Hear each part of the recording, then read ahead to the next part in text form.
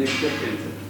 Sir ಏನಿಲ್ಲ, ಈಗ ವರದಿ ಏನು ಹಾಕಿದರೆ ಆ ವರದಿ ಸಂಬಂಧಪಟ್ಟಾಗೆ ತಕರಾರು ಅರ್ಜಿ ಸಲ್ಲಿಸೋಕ್ಕೆ ನಂಗೆ 7ನೇ ತಾರೀಕು ವಿಚಾರಣೆ ದಿನಾಂಕ ನಿಗದಿ ಮಾಡಿದರೆ ಅವತ್ತು ನಾನು ತಕರಾರು ಅರ್ಜಿಯನ್ನು ಸಲ್ಲಿಸಿ ಏನು ಇವರು ಲೋಕಾಯುಕ್ತ ಅಧಿಕಾರಿಗಳು ಸುಳ್ಳು ವರದಿ ಸಲ್ಲಿಸಿದರೆ ಅದನ್ನು ತಿರಸ್ಕಾರ ಮಾಡೋದಕ್ಕೆ ಮನವಿ ಮಾಡ್ಕೊಳ್ತೀನಿ. ಮಾನ್ಯ ನ್ಯಾಯಾಲಯ ನಾನು ನೀಡಿದಂಥ ಮಾಹಿತಿ ದಾಖಲೆಗಳನ್ನು ಆಧರಿಸಿ ಅವರ ಅರ್ಜಿನ ತಿರಸ್ಕಾರ ಮಾಡುವಂಥ ಆದೇಶ ಮಾಡ್ತಾರೆ. ಅದ ನಂತರ ನನ್ನ ಬಳಿ ಇರತಕ್ಕಂಥ ಸಾಕ್ಷ್ಯಾಧಾರಗಳನ್ನು ಮತ್ತು ಲೋಕಾಯುಕ್ತ ಏನು ಸಾಕ್ಷ್ಯಾಧಾರಗಳು ಅದನ್ನು ಎಲ್ಲವನ್ನು ಕೂಡ ಮಾನ್ಯ ನ್ಯಾಯಾಲಯದಲ್ಲಿ ಸಲ್ಲಿಸಿ ಆರೋಪ ಮೇಲ್ನೋಟಕ್ಕೆ ಕಂಡುಬರುವಂಥ ಇವ್ರನ್ನ ಆರೋಪಿತರಿಂದ ಪರಿಗಣಿಸಿ ಸಮನ್ಸ್ ಜಾರಿ ಮಾಡಿ ಅಂತ ಮನವಿ ಮಾಡ್ಕೊಳ್ತೀನಿ. ಆ ಹಂತದಲ್ಲಿ ಮಾನ್ಯ ನ್ಯಾಯಾಲಯ ಅದೆಲ್ಲ ಪರಿಗಣಿಸಿ ಇವ್ರನ್ನ ಆರೋಪಿಗಳು ಅಂತ ಒಂದು ಸೂಕ್ತ ಆದೇಶವನ್ನು ಮಾಡಿ ಸಮನ್ಸ್ ಜಾರಿ ಮಾಡುವಂಥ ಒಂದು ಸೂಕ್ತ ಆದೇಶ ಮಾಡೋ ಅಂತ ಕಾನೂನು ಪ್ರಕ್ರಿಯೆ ನಡೆಯುತ್ತೆ. ಅಂದರೆ ಮಾರ್ಚ್ 7 ಬರೋಕ್ಕೆ ಹೌದು ಸರ್, ಮಾರ್ಚ್ 7ನೇ ತಾರೀಕು ತಕರಾರು ಅರ್ಜಿ ಸಲ್ಲಿಸೋದಕ್ಕೆ ಏನು ಲೋಕಾಯುಕ್ತ ಈಗ ವರದಿ ಸಲ್ಲಿಸಿದೆ ಆ ವರದಿಗೆ ತಕರಾರು ಸಲ್ಲಿಸೋದಕ್ಕೆ ನನಗೆ ವಿಚಾರಣೆ ದಿನಾಂಕ ನಿಗದಿ ಮಾಡಿದ್ದಾರೆ. ವಿಶೇಷ ನ್ಯಾಯಾಲಯ ಜನಪ್ರತಿಗಳ ವಿಶೇಷ ನ್ಯಾಯಾಲಯದಲ್ಲಿ ಈ ಅವಕಾಶ ನೀಡಿದ್ದಾರೆ.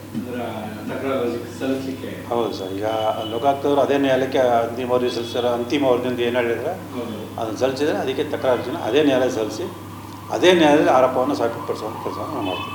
ಸರ್, ಈ ಲೋಕಾಯುಕ್ತ ಎಲ್ಲೋ ಒಂದು ಕಡೆ ಅಂದರೆ ಈ ಒನ್ ಸೈಡ್ ಅಂತ ಅನಿಸ್ತದೆ ನಿಮಗೆ? ಖಂಡಿತವಾಗಿ ಸರ್, ಏಕಪಕ್ಷೀಯವಾಗಿ ತನಿಖೆ ಮಾಡಿ ಏಕಪಕ್ಷೀಯವಾಗಿ ನಡ್ಕೊಂಡು ಏಕಪಕ್ಷೀಯವಾಗಿ ವರದಿಯನ್ನು ಸಲ್ಲಿಸಿರೋದು ಇಲ್ಲಿ ಸ್ಪಷ್ಟವಾಗಿ ಕಂಡುಬಂತು.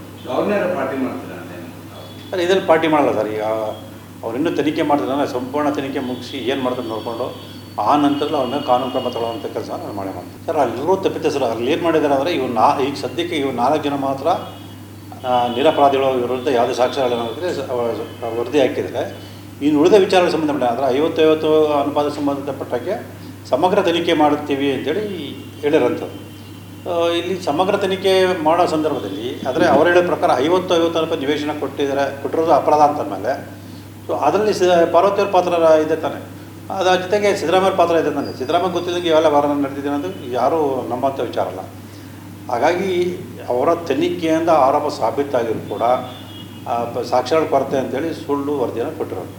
ನೀವು ಓವರಾಲ್ ಆಗಿ 50-50 ಯಾಕಂದ್ರೆ ಸಂಪೂರ್ಣ ತನಿಖೆ ಮಾಡಿದ್ರೆ ಬರೀ ಸಿದ್ದರಾಮಯ್ಯ ಪ್ರಕರಣ ಮಾತ್ರ ಮಾಡಿದ್ದಾರೆ ಸರ್. ಈಗ ಅವ್ರು ಕೊಟ್ಟಿರೋ ದಾಖಲಾತಿ ಪ್ರಕಾರ ಬರೀ ಸಿದ್ದರಾಮಯ್ಯ ಕುಟುಂಬಕ್ಕೆ ಸಂಬಂಧಪಟ್ಟ 14 ನಿವೇಶನ ಸಂಬಂಧಪಟ್ಟ ಮಾತ್ರ ಒಂದು ತನಿಖೆಯನ್ನು ಮಾಡಿ ವರದಿ ಕೊಟ್ಟಿದ್ದೀವಿ, ಉಳಿದ ವಿಚಾರದ ಬಗ್ಗೆ ಸಮಗ್ರ ತನಿಖೆ ಮಾಡ್ತೀವಿ ಅಂತೇಳಿ ಅಲ್ಲಿ ಹೇಳಿದ್ದಾರೆ. ಬಟ್ ಮಾಡ್ತಾರೆ ತಾವು ಮನವಿ ಕೊಟ್ಟಿರೋದು ಕೇಸ್?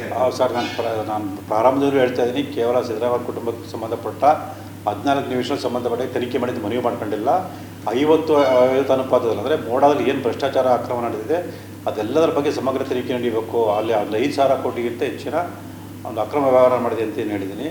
ಸೊ ಅದ್ರ ಪ್ರಕಾರ ಸಮಗ್ರ ತನಿಖೆ ನಡೆಸೋದಕ್ಕೆ ಅವರು ಕೂಡ ಮಾನ್ಯ ನ್ಯಾಯಾಲಯಕ್ಕೆ ಹೇಳಿದ್ದಾರೆ.